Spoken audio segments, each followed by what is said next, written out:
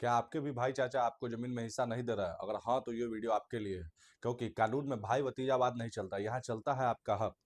अगर चाचा आपको हिस्सा देने से मना करें तो बिना झगड़े के क्या समाधान है और आपका क्या हक है जो आप इसको इस्तेमाल कर सकते हैं, आखिरी रास्ता कैसे और कब अपनाएं, चलिए इस वीडियो में हम लोग जानेंगे। हेलो दोस्तों, नमस्कार, स्वागत है आप सभी का मेरे चैनल प्रॉपर्टी पाठशाला में। और आज का हमारा टॉपिक है कि भाई चाचा जमीन नहीं दे रहे हैं तो क्या करना चाहिए। देखिए, सबसे पहले क्या है कि बंटवारा नहीं हो रहा है। अगर आपका बंटवारा नहीं कर रहे हैं वो लोग, तब क्या करना चाहिए? नाम दर्ज नहीं हो पा रहा है, तब क्या करना चाहिए? आपके नाम पे जमाबंदी नहीं कट रहा है, आपके नाम पे खाता खसरा नहीं हो रहा है, जब आप बात करते हैं उसको टाला जा रहा है, कल परसों किया जा रहा है, तो आप आखिरी रास्ता कैसे और कैसे कब और कैसे अपनाएंगे, इस वीडियो के माध्यम से मैं आपको बताने का कोशिश करूंगा। चलिए शुरू करते हैं। देखिए, सबसे पहले क्या है कि पैतृक जमीन में हर वारिस का कानूनी हक होता है। जो भी जमीन, पैतृक जमीन क्या होता है? सबसे पहले पैतृक जमीन वो होता है कि जो खानदानी जमीन होता है, खानदानी जमीन जो कि हमें पूर्वज से मिला है, जो कि हमें पूर्वज से मिला है, पूर्वज से, जैसे कि बाबा दादा, वहां से हम लोग को, जैसे कि ये पीढ़ी दर पीढ़ी जो जमीन आगे बढ़ता चला जाता है उसी को पैतृक संपत्ति कहते हैं। और इसके लिए आप अगर परेशान हैं तो हम लोग बताएंगे। चाचा आपको परेशान कर रहे हैं तो चलिए अब आगे जानते हैं कैसे क्या करेंगे। देखिए, क्या अकेले हिस्सा लिया जा सकता है? बिल्कुल लिया जा सकता है। कोर्ट का हमारा प्रावधान है। सुप्रीम कोर्ट ने 2026 में भी इसका प्रावधान लाया है। मैंने इसके लिए भी एक सेपरेट वीडियो बनाया अलग से, आप उसको भी देख सकते हैं। देखिए, हाँ, कानून इसको अनुमति देता है। कानून जो है, आपका अगर हिस्सा है, आप स्वाभाविक सा बात है, पैतृक संपत्ति है। अगर बाप का 3 बेटा है, अगर एक का अगर 3 बेटा है, बी सी डी, तो तीनों का बराबर हिस्सेदारी है। बी सी डी अगर तीनों का है तो तीनों का बराबर ही हिस्सेदारी है। अगर एक के पास 3 है तो सबको एक एक ही मिलना है। तो इसका कानून जो है अधिकार देता है, आप अपना हिस्सा के लिए कभी भी इसके लिए लड़ाई कर सकते हैं। चलिए, आप देखिए, सहमति जरूरी नहीं। देखिए, अगर कोई भी काम सहमति से हो जाता है तो उसमें पैसा भी खर्च कम होता है और आपको परेशानी भी कम होती है। तो इसके लिए जो है क्या कि सहमति अगर नहीं, अगर मान के चलिए सहमति नहीं है, तो इसका क्या प्रोसेस है, अब हम लोग इसको बताते हैं। देखिए, आवेदन से प्रक्रिया शुरू करें। आप एक आवेदन जो है अंचल में दे, पहले अंचल में आवेदन देंगे, जिससे क्या करेगा कि वो नोटिस करेगा आपके देहात पटीदार या चाचा को या भाई को, जिससे क्या होगा कि वो, उसका एक तारीख चलेगा जिससे आप फिर उसके आगे का प्रोसेस में जा सकते हैं। अकेले आवेदन से भी बंटवारा संभव है। अगर मान के चलिए वो उस तारीख पर नहीं जा रहा है, अंचल में वो चीज नहीं सुलहनामा हो पा रहा है, तब फिर आप आगे का प्रोसेस कर सकते हैं, पार्टीशन सूट डाल सकते हैं। और पार्टीशन सूट क्या होता है कि पार्टीशन सूट आप कहाँ डालेंगे? पार्टीशन सूट आपको कोर्ट में डालना पड़ेगा। पार्टीशन सूट आपको कोर्ट में डालना पड़ेगा वकील के माध्यम से।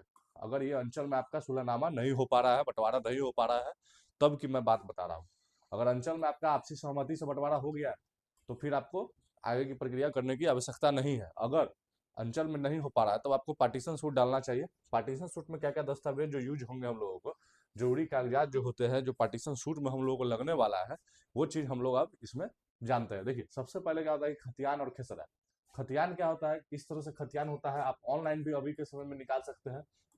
बिहार या फिर कोई भी राज्य के भूमि .com पे जाकर वहां से आप क्या कर सकते हैं, खतियान निकाल सकते हैं इस तरह से। या फिर पंजी 2 जो होता है, जाके आप अंचल से भी इस चीज का आप निकलवा सकते हैं या फिर रसीद निकलवा सकते हैं। अब देखिए, इसमें जिस रसीद और ये इस पंजी 2 क्या होता है, रजिस्टर 2 क्या होता है, इसमें क्या होता है, आपका खाता, खेसरा, रकबा, ये सब चीज आपका जो है डिफाइन रहता है, जिससे आपको पता चलता है कि किस खाता में कितना जमीन आपके पास है और आपका उसमें कितना हिस्सा बनेगा, आप उससे निकाल सकते हैं। देखिए, सबसे पहले खतियान जरूरी होता है। खतियान जो बाबा दादा के नाम पे होता है, वो खतियान आप पहले निकलवाइए सबसे पहले।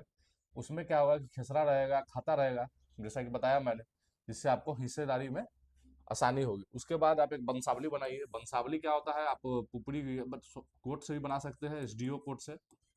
एसडीओ से जो बनता है वंशावली, एसडीओ कोर्ट से वहां पे भी बना सकते हैं। और पहचान पत्र अपना या फिर आधार कार्ड अभी के समय में आ गया है, तो आधार कार्ड आप उसमें लगेगा आपको पार्टीशन सूट देने में।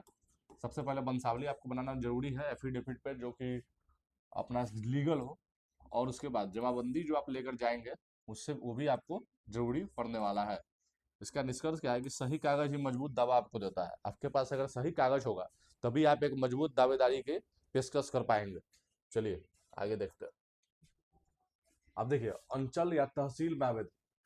अगर अंचल में आप आवेदन देते हैं, तो अंचल में आवेदन जब आप दीजिएगा, तो शनिवार को जब जनता दरबार लगता है, तो आप वहां पे भी आवेदन दे सकते हैं। जनता दरबार में आपका सोल्यूशन होगा कि इस तरह की बात है मेरे सामने, और मैं चाहता हूँ बंटवारा हो जाए, और मेरे चचा और भाई जो है इस चीज़ को मना कर रहा है। तो फिर उसके बाद वो सरकारी नापी आपको फिर आगे का प्रोसेस आप कर सकते हैं कि सरकारी नापी के लिए कर सकते हैं।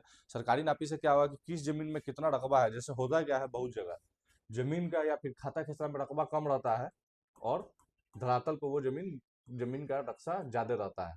तो इसी के लिए आपको सरकारी नापी करने का जरूरत है। ई नापी पे आप जाके, ई नापी पे भूमि.com पे जाके कोई भी राज्य के वहां पे ई नापी सेलेक्ट करके आप खुद से भी ऑनलाइन भी नापी का जो है प्रोसेस कर सकते हैं। और उसके बाद जो है रिपोर्ट के आधार पर आदेश देता है कब, जब प्रक्रिया जब आपको आगे की ओर बढ़ा देते हैं तब। जब सरकार वहां से पार्टीशन सूट आप दायर करते हैं, और पार्टीशन सूट के बाद जो सरकार दायर भेजती है नोटिस अंचल में, तब अंचल क्या करता है कि सरकारी अमीन को जो है बहाल करता है। और सरकारी अमीन को जब बहाल करता है तो उसी के जब वो नापी करता है अलग अलग खाता खिसरा में कितना कितना आपके पास जमीन है और कितना जमीन आपको हिस्सा में आ रहा है, तो उसके बाद वो रिपोर्ट बनाता है। जिससे आप क्या करिएगा, जिससे आपका जिस तरह से वो अंचल अमीन नापता है उसके बाद वो रिपोर्ट बनाता है, तब जाके आपका फिर फाइनल जजमेंट आगे की ओर होता है, सरकारी जांच से हिस्सा तय होता है। उसके बाद जब ये तीनों प्रोसेस जब आपका होता है, तब जाके आपका हिस्सा तय होता है कि जमीन में आपको कितना हिस्सा मिलना चाहिए। वंशावली भी आपको बनवाना पड़ता है, उसी के आधार पर जो है हिस्सा तय होता है।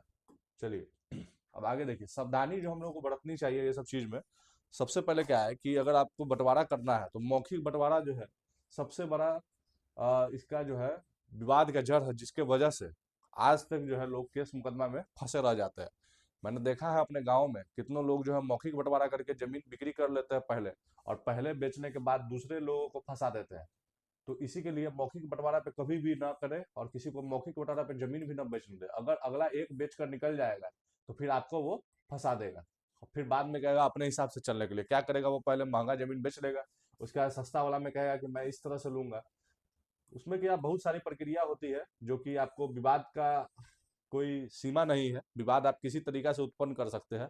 इसीलिए विवाद से हमेशा बचने के लिए एक भी जमीन मौखिक बंटवारा ना करें, और बिना कागज के ना आगे बढ़े। बिना कोई कागज के, बिना कोई कोर्ट रजिस्टर्ड एग्रीमेंट के आप जमीन को आगे, मतलब कोई भी जमीन से रिलेटेड जो बोलते हैं उसको आ, उसको डिसीजन ना ले आगे। जरूरत पर कानूनी सलाह ले। अगर आपको नहीं समझ में आ रहा है, आप खुद नहीं समझ पा रहा है, तो वीडियो देखे, जानकार आदमी का वीडियो देखे, प्रॉपर्टी एडवाइजर से एडवाइस ले, या फिर कोई वकील से समझे, तब जाके आपको उसकी जरूर उसका इम्पोर्टेंस आपको समझ में आएगा। उसके बाद सही तरीका अगर अपनाएंगे तो हक सुरक्षित रहेगा हमेशा। हम लोग अगर सही सही सुरक्षा सही तरीका अगर अपनाते हैं तो वो हक हमेशा हमारा सुरक्षित रहता है। इसीलिए मौखिक बातों पे विश्वास न करें, और हमेशा ये सब चीजों के लिए सतर्क रहे। चलिए इसी तरह से जुड़े रहिए हमारे चैनल प्रॉपर्टी पाठशाला से। सही जानकारी, सही निवेश। लाइक कीजिए, शेयर कीजिए, सब्सक्राइब कीजिए। अगर आपके पास भी कोई सवाल है तो कमेंट के माध्यम से हमसे पूछिए, और जो जिसका मैं आंसर शॉर्ट्स के माध्यम से लगातार देते रहता हूँ। चलिए, धन्यवाद।